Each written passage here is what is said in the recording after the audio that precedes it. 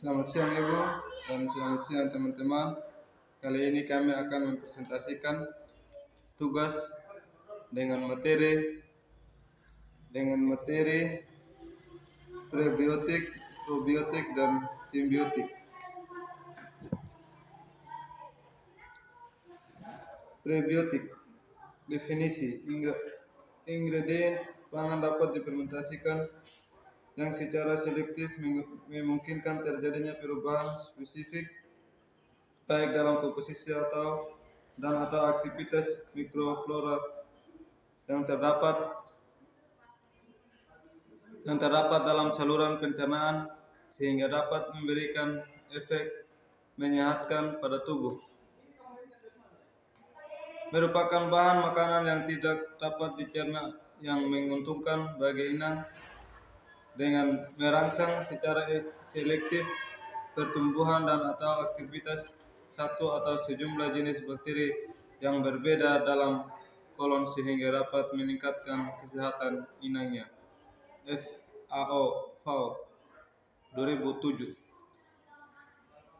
merupakan senyawa natural dan di dalam makanan yang terdiri dari gosakarida yang tidak dapat dicerna oleh orang yang mengonsumsinya, namun memiliki efek baik untuk stimulasi pertumbuhan aktivitas pada mikroba usus.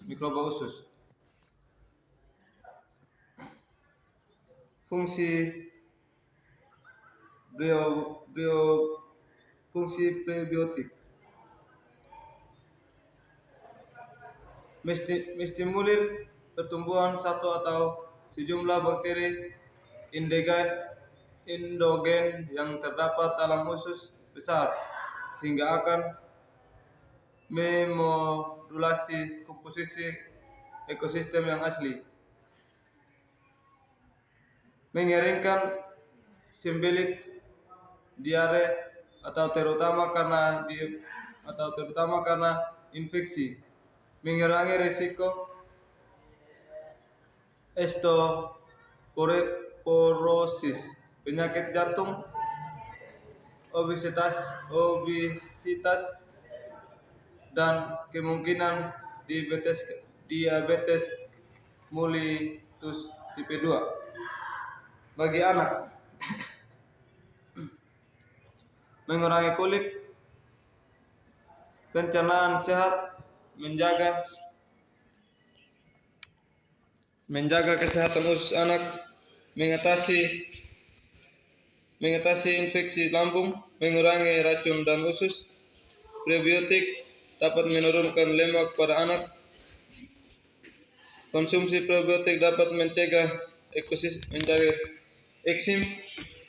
Probiotik yang terkandung dalam susu dapat mencernakan 9. Memperbaiki mood anak. Yang ke-10, anak tumbuh cerdas. 11. Anak tumbuh kuat dan hebat. Yang 12, daya tahan tubuh anak meningkat. Yang menguntungkan Bifidobacterium, Eibacterium, Lactobacillus. Yang merugikan Clostridium, Shigella, Veillonella.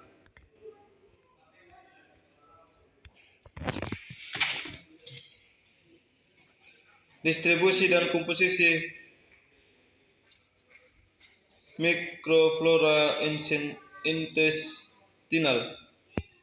Daerah lambung, komposisi Streptococcus lactobacillus. Jumlah total 10/1 sampai 10/2. Duodenum dan jejunum. Streptococcus lactobacillus 10/2 sampai 10/4. Ileal atau cecal. Bacterius Clostridium strep streptococcus, lactobacillus 10% sampai 8%. Bakteri usus besar manusia. Yang pertama, umur. Yang kedua, kemudahan untuk terkena infeksi. Yang ketiga, kebutuhan akan zat gizi. Yang keempat, status imunologis. Yang kelima, pH usus besar. Yang keenam, waktu transisi makanan, hasil pencernaan dan penyerapan dalam usus besar. Yang ketujuh, terdapatnya bahan yang dapat difermentasi oleh bakteri dan usus besar. Yang berikut, jumlah dan jenis bahan yang dapat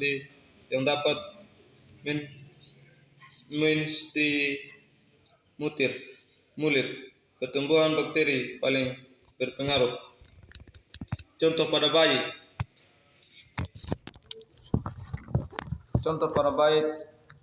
Yang pertama, terdapat perbedaan yang nyata dalam hal jumlah dan jenis mikrobiota dalam usus besar bayi yang diberi ASI dibandingkan dengan bayi yang diberikan susu formula. Pada bayi yang diberi ASI, mikroflora usus besar didominasi oleh populasi bakteri bifido. Yang ketiga, sedangkan pada bayi yang diberi susu formula, mikrofloranya sangat beragam dan tidak ada satupun genus bakteri yang mendominasi. Sumber prebiotik. Banyak bahan pangan, terutama olisakarida dan polisakarida, termasuk serat pangan yang diklaim mempunyai aktivitas probiotik. Yang kedua, tidak semua karbohidrat pangan atau olisakarida dan polisakarida merupakan prebiotik karena tidak semuanya memenuhi kriteria untuk digolongkan sebagai prebiotik. Yang ketiga, buah-buahan, sayur-sayuran, dan sereal. Beberapa contoh makanan yang mengandung prebiotik antara lain tomat, artichoke, pisang, asparagus, beri, bawang putih, bawang merah, sawi putih, sayuran hijau, kacang-kacangan, dan gandum.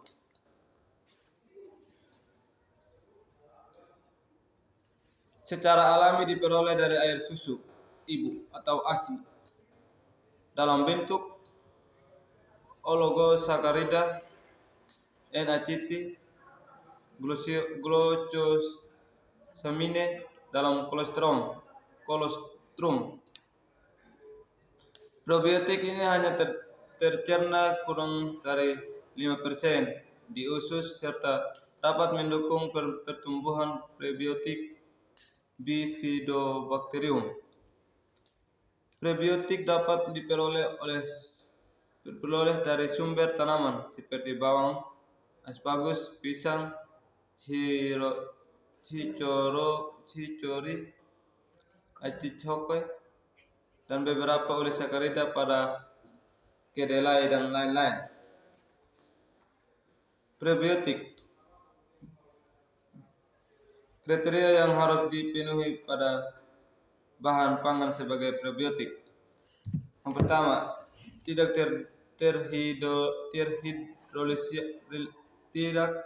terhidrolisa oleh enzim atau terserap pada saluran pencernaan bagian atas sehingga dapat mencapai kolon tanpa perubahan struktur atau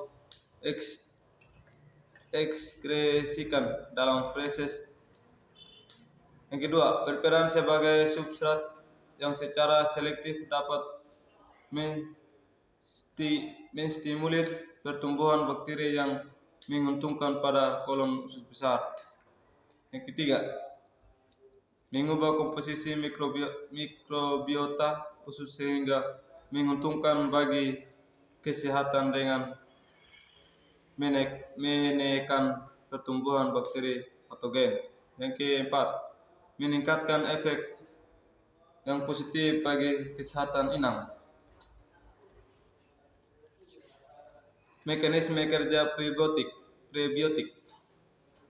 Prebiotik tidak dicerna oleh enzim, tetapi difermentasi oleh bakteri anaerob dalam usus besar.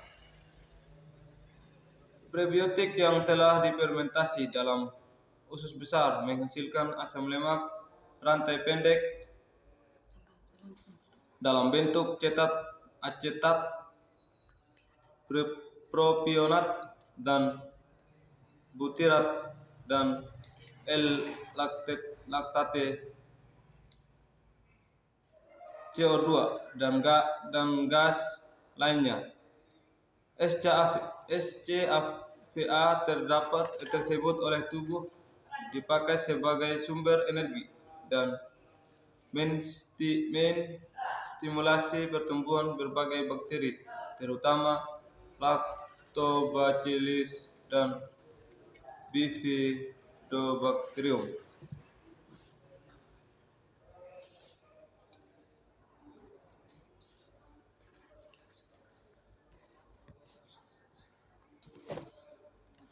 Pada orang dewasa, substrat yang dapat difermentasi oleh mikrobiota dalam usus besar.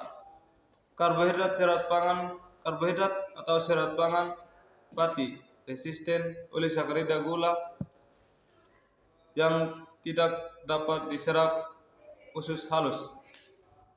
Kedua, protein, asam amino, dan lipida. Sedikit yang dapat difermentasi, sedangkan pada bayi, substrat yang dapat difermentasi, komponen yang tidak dicerna pada susu, atau memberikan pengaruh penting pada komposisi mikroflora dan usus besar. Beberapa karbohidrat yang tidak dapat dicerna pada serap dan diserap dalam bentuk polisakarida dan serat pangan. Inulin.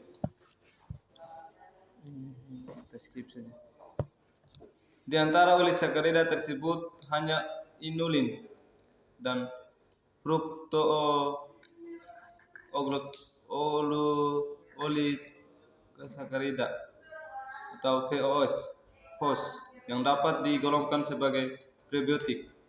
Sedangkan galactosaccharida dan laktulosa meskipun digolongkan sebagai prebiotik tapi masih memerlukan penelitian lebih lanjut. Ini kita lanjut pada lanjut.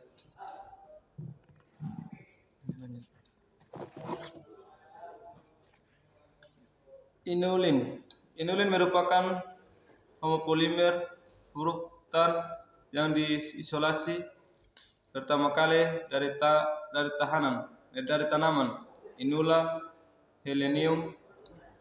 Inulan juga ditemukan pada ciri-ciri dandelion, artichoke, dan atau Robert Fayet tahun 2000. Inulin dapat diperoleh dari bawang merah, bawang daun, bawang putih, asparagus, pisang, gandum, barley, atau tunglan tahun 2000. Inulin juga dapat diekstraksi dari umbi dahlia Saharanti 2005.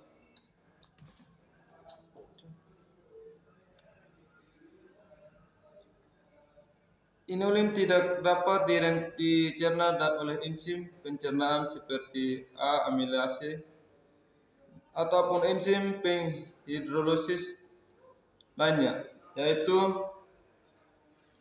sukrase, multase, dan isomaltase, baik pada pH rendah maupun tinggi. Inulin sering digunakan dalam medis dan farmasi karena dapat mengurangi risiko kanker usus besar dan menormalkan kadar gula darah pada penderita diabetes.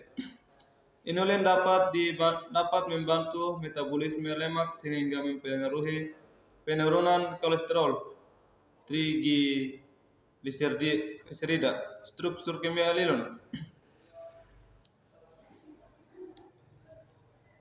fructoolissakarida atau POS. POS merupakan olisakarida yang terdiri dari monomer fruktosa yang dihubungkan dengan ikatan glikosidik. POS memiliki struktur GVN atau VM dengan huruf G menunjukkan satu terminal glukosa, F merupakan unit fruktosa, dan huruf N dan M menunjukkan banyaknya unit fruktosa dalam oligomer POS. Antara unit fruktosa menyusunnya terdapat ikatan yang tidak dapat diperoleh oleh enzim pencernaan, yaitu ikatan B atau 2/1 atau 2/1. POS tidak terhidrolisis dan tidak diserap usus halus pada sistem pencernaan atau Tsuji et al. Dalam Tunglan tahun 2000. POS difermentasikan oleh bakteri menghasilkan produk merupakan asam laktat dan asam karboksilat rantai pendek lainnya. Struktur kimia fructoolissakarida. Lanjut. Keuntungan mengonsumsi prebiotik. Perbaikan konsumsi mikroflora usus besar. Yang kedua, perbaikan fungsi lambung. Yang ketiga, peningkatan penyerapan kalsium karena fermentasi prebiotik menjadi SGFA. Yang keempat, perbaikan metabolisme lipida. Yang berikut, menghambat patogen melalui mekanisme langsung atau tidak langsung dengan memblok sisi reseptor peletakan patogen pada mukosa usus dan secara tidak langsung dengan mendukung pertumbuhan probiotik. Yang berikut, mencegah kanker usus. Menurunkan kolesterol dengan memicu pertumbuhan prebiotik atau BAL yang memproduksi enzim atau pengikatan kolesterol oleh membran. Meningkatkan imunitas dengan meningkatkan pertumbuhan probiotik dengan berinteraksi dengan sistem imun.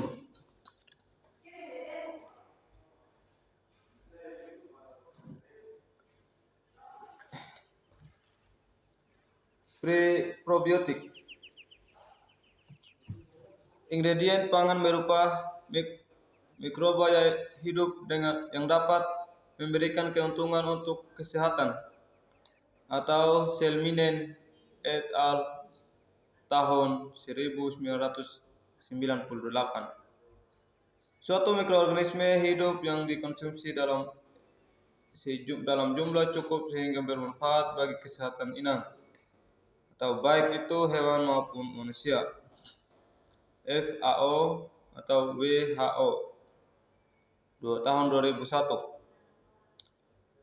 Strain atau kelompok organisme yang terdapat dalam spesies yang sama yang teridentifikasi dengan baik.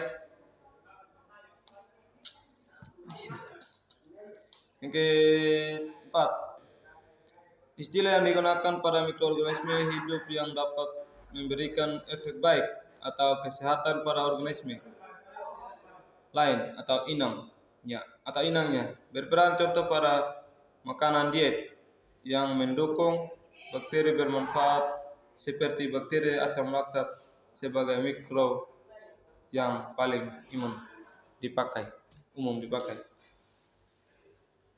Genera bakteri yang paling sering digunakan sebagai prebiotik adalah bakteri asam laktat yang mempunyai peranan dalam mengubah glukosa menjadi asam laktat. Bakteri tersebut ialah Lactobacillus dan Bifidobacterium. Contoh prebiotik yang dikonsumsi dalam bentuk pertama susu fermentasi atau yogurt. Yang kedua, kultur mikroba yang telah dikiring atau dibekukan dan lain-lain. Secara probiotik.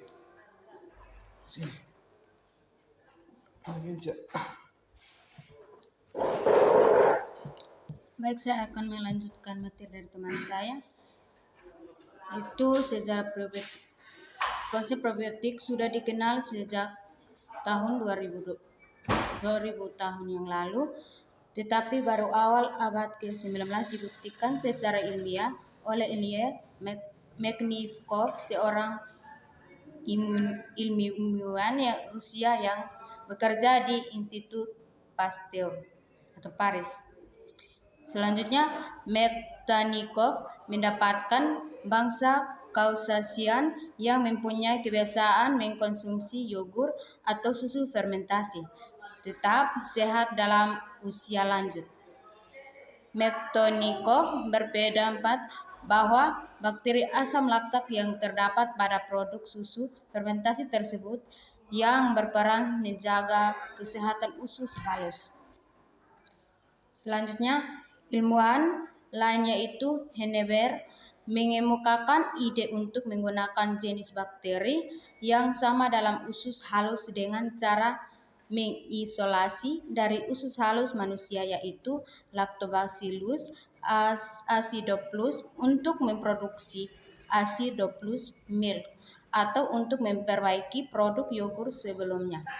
Produk ini disebut dengan yogurt milk yang sukses di Jerman dan beberapa negara Eropa lainnya pada awal tahun 1980-an. Selanjutnya, berkembang produk-produk susu fermentasi yang mirip dengan yogurt. Prinsip kerja probiotik yaitu dengan memanfaatkan kemampuan organisme tersebut dalam menguraikan rantai panjang karbohidrat, protein, dan lemak. Kemampuan ini diperoleh karena adanya enzim-enzim khusus yang dimiliki oleh mikroorganisme untuk memecah ikatan. Pemecahan molekul kompleks menjadi molekul sederhana mempermudah penyerapan oleh saluran pencernaan manusia. Di sisi lain, mikroorganisme pemecah ini mendapat keuntungan berupa energi yang diperoleh dari hasil perombakan molekul kompleks.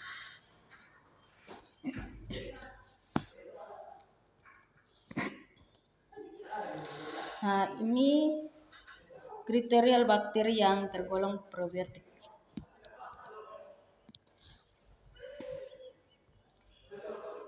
Ini selanjutnya tabel probiotik yang umum dan aman digunakan. Mekanisme probiotik hingga dapat meningkatkan kesehatan tubuh.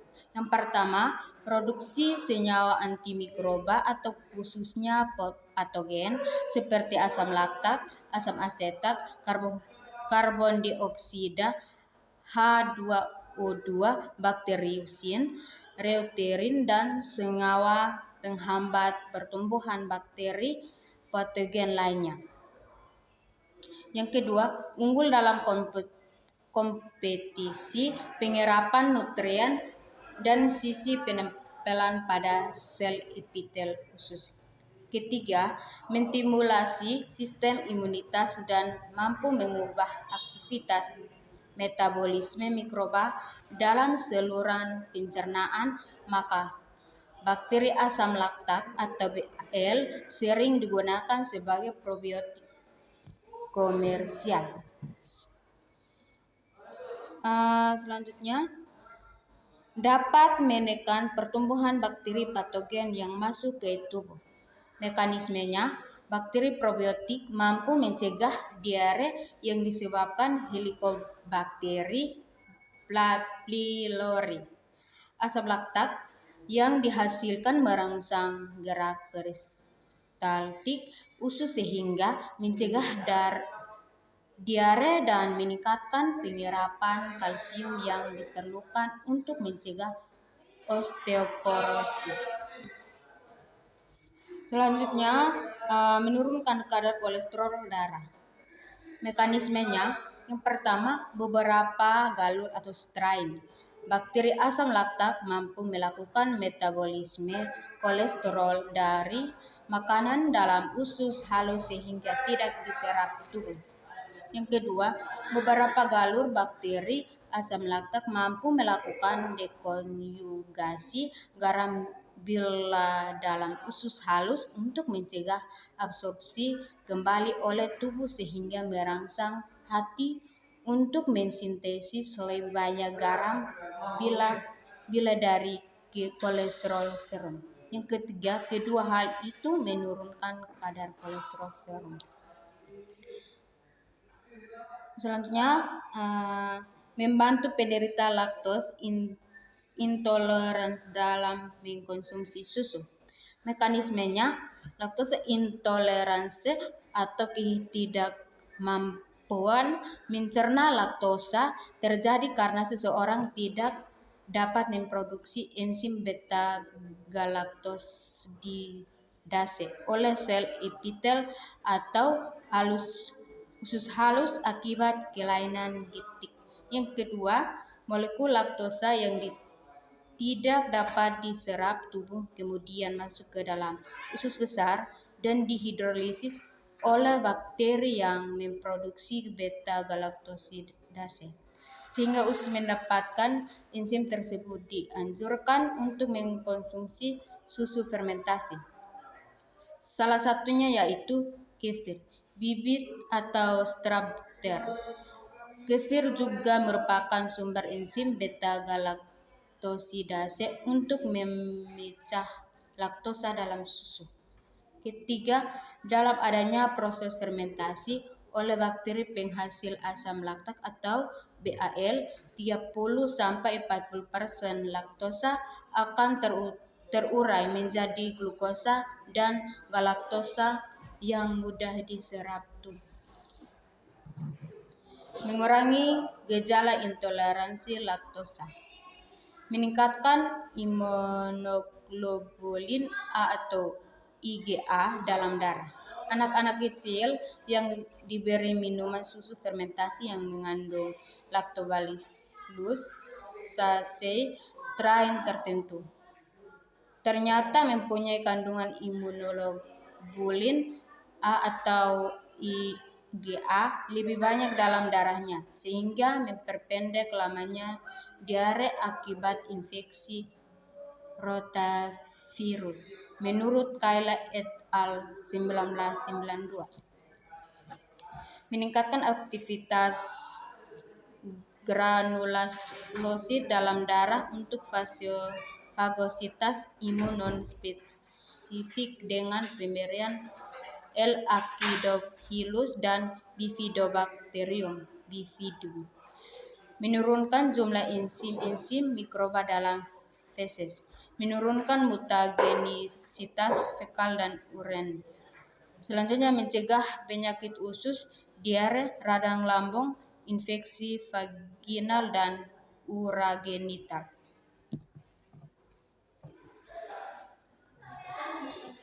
Selanjutnya meningkatkan kekebalan tubuh terhadap serangan penyakit yang mudah menular.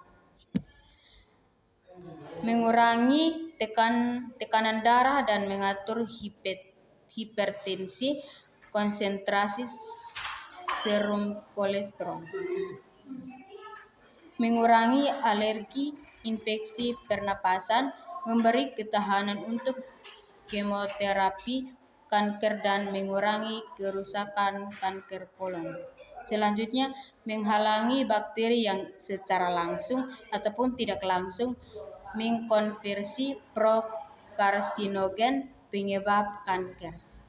Berikut mengubah motilitas koloni dan waktu perpindahannya. Selanjutnya simbiotik. Simbiotik berasal dari kata sin berarti sinergi dan biotik berarti hidup. Definisi simbiotiknya adalah potensi yang sinergi antara probiotik dan prebiotik berada dalam suatu makanan. Substansi prebiotik memiliki dampak positif bagi mikroflora usus, terutama bakteri prebiotik yang berfungsi sebagai makanan dari probiotik, sehingga meningkatkan daya tahan hidup probiotik karena substrat yang spesifik telah diperoleh.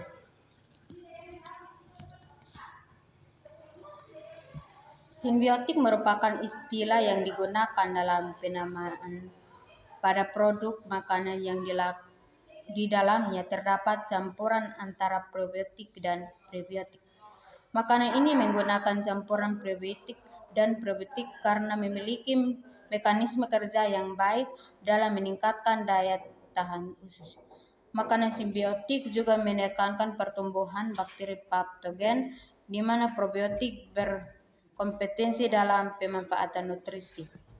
Sedangkan probiotik mengatur enzim pencernaan pasca memproduksi zat antibakteri atau bakteriusin.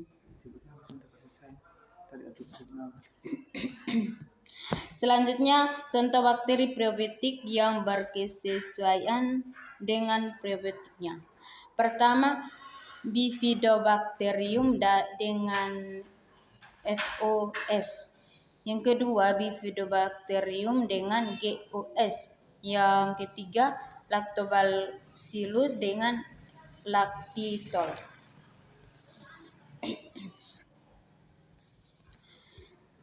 Peran prebiotik sebagai makanan probiotik terhadap kesehatan saluran cerna adalah secara tidak langsung.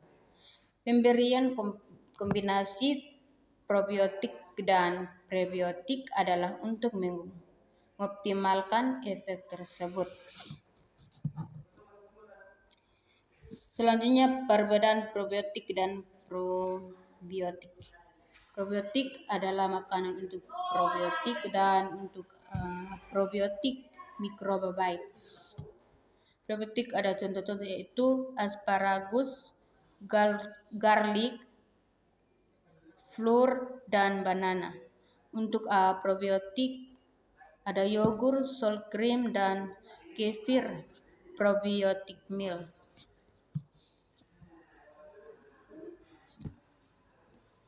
Selanjutnya, apa perbedaan antara probiotik dan prebiotik?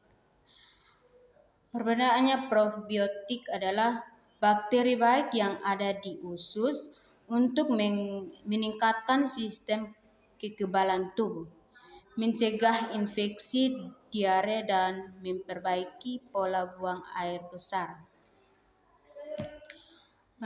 Contoh-contohnya yogur, tempe, miso soup, dan produk fermentasi lainnya. Untuk prebiotik, prebiotik adalah makanan bagi bakteri probiotik. Pertama, menstimulasi pertambahan jumlah bakteri probiotik di dalam usus. ASI beras, pisang, alpukat, bawang bombay, bawang putih, bawang merah, dan asparagus. Ini mungkin presentasi dari kami, dan perkenalkan nama saya Unina Wasa dan teman saya Yosua Paji.